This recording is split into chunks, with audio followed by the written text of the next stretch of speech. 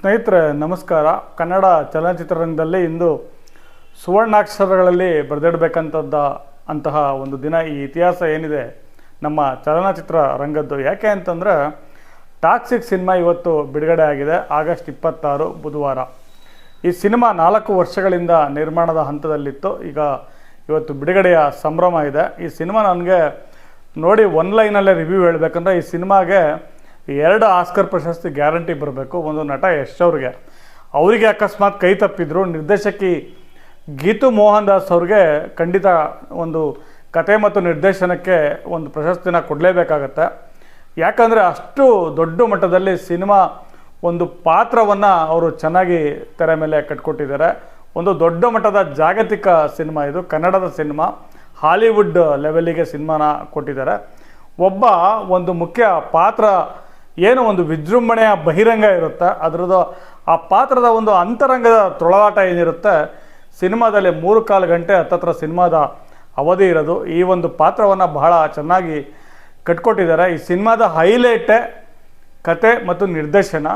ಜೊತೆಗೆ ಇನ್ನೊಂದು plus point highlight ಅಂದರೆ ನಟ ಯಶ್ ಅವರ ಒಂದು ಆ್ಯಕ್ಟಿಂಗು ಮತ್ತು ಈ ಸಿನಿಮಾದ ಸಂಭಾಷಣೆ ಭಾಳ ಚೆನ್ನಾಗಿ ಭಾಳ ಚೆನ್ನಾಗಿದೆ.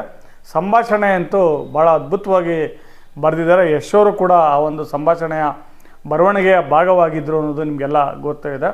ಈ ಸಿನಿಮಾ ಬಂದಿರೋದೇ ದೊಡ್ಡ ಕ್ಯಾನ್ವಾಸಲ್ಲಿ. ಒಂದು ಹಳೆ ಕತೆ ಗೋವಾದಲ್ಲಿ ನಡೆಯುವಂಥದ್ದು. ಸೊ ಅಲ್ಲಿನ ಒಂದು ಮುಖ್ಯ ಪಾತ್ರ ರಾಯ, ಆತನ ಅಕ್ಕ ಮತ್ತು ಆತನ ಪ್ರೀತಿ, ಒಂದು ಸಾಮ್ರಾಜ್ಯ, ಈ ಗ್ಯಾಂಗ್ಸ್ಟರ್ ಕತೆ ಇದೆಲ್ಲ ಇದೆ. ಇದೆಲ್ಲ ಬ್ಯಾಕ್ ಡ್ರಾಪಲ್ಲಿ ಈ ಮುಖ್ಯ ಪಾತ್ರ ರಾಯನ ಒಂದು ಏನು ಆತನ ಒಂದು ವಿಜೃಂಭಣೆ, ರೊಮ್ಯಾನ್ಸು, ವೈಲೆನ್ಸು ಎಲ್ಲ ಒಂದು ಸ್ವಲ್ಪ ಜಾಸ್ತಿ ಅಂತಲೇ ಹೇಳಬೇಕು.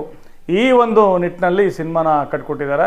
ಸಿನಿಮಾ ನೋಡ್ತಾ ಸೊ ಹೌದು ಇದು ತುಂಬ ದೊಡ್ಡ ಸಿನಿಮಾ ಅಂತ ಖಂಡಿತ ನೋಡೋರಿಗೆ ಅಂತ ಅನಿಸುತ್ತೆ. ಇದು ನಾವು ಒಂದು ಕನ್ನಡ ಸಿನಿಮಾ ಅಂತ ನೋಡಬಾರ್ದು. ಗ್ಲೋಬಲ್ ಸಿನಿಮಾಗಳು ನೀವು ಇನ್ನೂ ದೊಡ್ಡ ಸಿನಿಮಾಗಳೆಲ್ಲ ನೋಡೋ ಹವ್ಯಾಸ ಇರೋರಿಗೆ ಖಂಡಿತ ನೀವು ನಟ ಯಶ್ ಅವರ ಅಭಿಮಾನಿಯಾಗಿರಿ ಅಥವಾ ಬಿಡಿ, ಖಂಡಿತ ನಿಮಗೆ ಇಷ್ಟ ಆಗುತ್ತೆ. ಇದೊಂಥರ ಹೆಂಗೆ ಅಂದರೆ ಈ ಸಿನಿಮಾ ಎಲ್ಲರೂ ಮಾಡೋಕ್ಕಾಗಲ್ಲ. ಸಿನಿಮಾ ಬಗ್ಗೆ ಪ್ಯೂರ್ ಮ್ಯಾಡ್ನೆಸ್ ಅಂತೀವಲ್ಲ, ಪ್ಯೂರ್ ಒಂದು ಪ್ಯಾಷನ್ ಅಂತೀವಲ್ಲ, ಅದಿರೋರು ಮಾತ್ರ ಈ ಸಿನಿಮಾನ ಮಾಡೋಕ್ಕೆ ಸಾಧ್ಯ. ಮ್ಯೂಸಿಕ್ ಇರ್ಬೋದು, ಬ್ಯಾಕ್ಗ್ರೌಂಡ್ ಮ್ಯೂಸಿಕ್ ಇರ್ಬೋದು, ಆಮೇಲೆ ಈ ಪಾತ್ರಗಳಿಗೆ ಇವರು ಆಯ್ಕೆ ಮಾಡ್ಕೊಂಡಿದ್ದಾರಲ್ಲ, ಆ ನಟಿ ನಯನತಾರ ಅವ್ರಿರ್ಬೋದು, ಕಿಯಾರಾ ಅಡ್ವಾಣಿ ಅವ್ರಿರ್ಬೋದು, ಮತ್ತು ಇನ್ನೊಂದು ಪಾತ್ರ ರುಕ್ಮಿಣಿ ವಸಂತ್ ಅವ್ರ ಪಾತ್ರ. ಸೊ ಟೋಟಲಿ ಒಂದು ಸಿನಿಮಾದ ಮೇಕಿಂಗ್ ಏನು ಮಾಡಿದ್ದಾರೆ ಮತ್ತು ಇಷ್ಟೆಲ್ಲ 4 ವರ್ಷದ ಎಫರ್ಟ್ ಏನಿದೆ ಅದು ಸ್ಕ್ರೀನ್ ಮೇಲೆ ಕ್ಲೀನಾಗಿ ಕಾಣುತ್ತೆ. ಮಿಸ್ ಮಾಡ್ದಲೇ ನೀವು ಸಿನಿಮಾನ ನೋಡಿ ಆಮೇಲೆ ನಿಮ್ಮ ತೀರ್ಮಾನ ಹೇಳಿ. ಸಾಕಷ್ಟು ಜನ ಆಲ್ರೆಡಿ ನೆಗೆಟಿವ್ ಆಗಿ ಹಾಗೆ ಹೀಗೆ ಅಂತ ಎಲ್ಲ ಡಿಸೈಡ್ ಮಾಡಿದ್ದಾರೆ.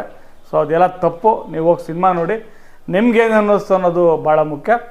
ನಾನು ಕನ್ನಡದಷ್ಟೇ ಅಲ್ಲ, ಜಾಗತಿಕ ಸಿನಿಮಾಗಳನ್ನ ನೋಡುವ ಒಂದು ಹವ್ಯಾಸ ಉಳ್ಳವನಾಗಿ ನನಗೆ ಈ ಸಿನಿಮಾ ಭಾಳ ಇಷ್ಟ ಆಗಿದೆ. ಇಲ್ಲಿ ಪುಣ್ಯಕೋಟಿ ಕತೆ ಕೂಡ ಇದೆ ಮತ್ತು ಆ ಹುಲಿ ಕತೆ ಕೂಡ ಇದೆ.